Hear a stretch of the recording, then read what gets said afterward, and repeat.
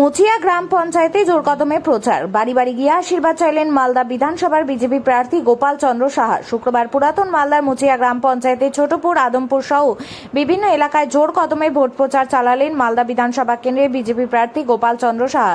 এদিন তিনি গ্রামে গ্রামে ঘুরে সাধারণ মানুষের সঙ্গে সরাসরি যোগাযোগ করেন এবং বাড়ি বাড়ি গিয়ে মানুষের আশীর্বাদ কামনা করেন। প্রচারের সময় প্রার্থীদের সঙ্গে উপস্থিত ছিলেন মুচিয়া গ্রাম পঞ্চায়েতের প্রধান পলি দাস, শাহপুর গ্রাম পঞ্চায়েত প্রধান মাম্পি সরকার, ভূমি কর্মাধ্যক্ষ তথা মুচিয়া গ্রাম পঞ্চায়েতের প্রাক্তন প্রধান অসিত কুমার সরকার, জেলা পরিষদ সদস্য তারাশঙ্কর রায় সহ একাধিক দলীয় নেতা ও কর্মী। এদিন দলীয় কর্মীদের সঙ্গে নিয়ে মুচিয়া গ্রাম পঞ্চায়েতের বিভিন্ন এলাকায় ব্যাপক প্রচার চালান গোপাল চন্দ্র সাহা। স্থানীয় বাসিন্দাদের সঙ্গে কথা বলে তাদের সমস্যার কথা শোনেন এবং আগামী দিনে উন্নয়নের আশ্বাস দেন তিনি। এদিনে ভোট প্রচারে গিয়ে মালদা বিধানসভা বিজেপি প্রার্থী গোপাল চন্দ্র সাহা বলেন, এই বিধানসভার তৃণমূলের যিনি প্রার্থী হয়েছেন তিনি বহিরাগত, তাকে কেউ চেনেন না। ওনার স্বামী হচ্ছেন বড় ল্যান্ড মাফিয়া। মুচিয়া অঞ্চলের আদমপুর, কদমতলা সমস্ত গ্রামে আমরা যাচ্ছি, পৌঁছাচ্ছি। আমাদের যারা গণদেবতা আছে, যারা আমাদের নির্বাচিত করবেন, তাদের কাছে তাদের আশীর্বাদ প্রার্থনার জন্য আমরা যাচ্ছি। এই সামনে নির্বাচন হচ্ছে পরিবর্তন নির্বাচন। বাংলায় পরিবর্তন হচ্ছে, মানুষ পরিবর্তন চাইছে। এই বাংলার যে মুখ্যমন্ত্রী যিনি আছেন, বাংলাকে শ্মশানে পরিণত করেছেন, মানুষ প্রচন্ড ক্ষিপ্ত আছে। বাংলায় বিজেপি সরকার আসছে, আর আমাদের মালদা বিধানসভায় আমরা যেখানে যাচ্ছি মানুষ দুহাত তুলে আমাদের আশীর্বাদ করছে।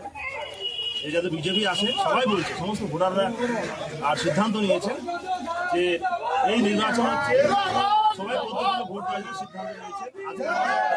আছেন আমাদের মুচিয়ার প্রধান আছেন আমাদের পলি দাস, আমাদের শাহপুরের প্রধান আছেন মাম্পি সাহা দাস সহ আমাদের নেতৃত্বে আছেন।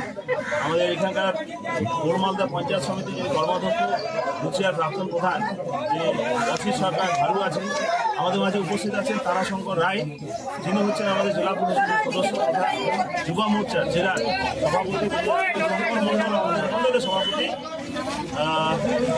শঙ্কর মন্ডল আছেন, ছোটন পান্ডে মন্ডলের সাধারণ সম্পাদক তিনি আছেন। আমাদের শক্তি কেন্দ্রের প্রমুখ রামকাল চৌধুরী উপস্থিত আছেন, শ্রীরাম চৌধুরী, অসীম বিশ্বাস সহ আমাদের প্রতিভা সরকার সহ আমাদের সমস্ত কার্যকর্তারা এখানে উপস্থিত আছেন। বুথ সভাপতিগণ আছেন।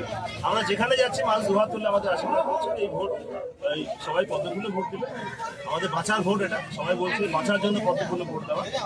তো ভালো আমাদের নির্বাচনে ফল হবে।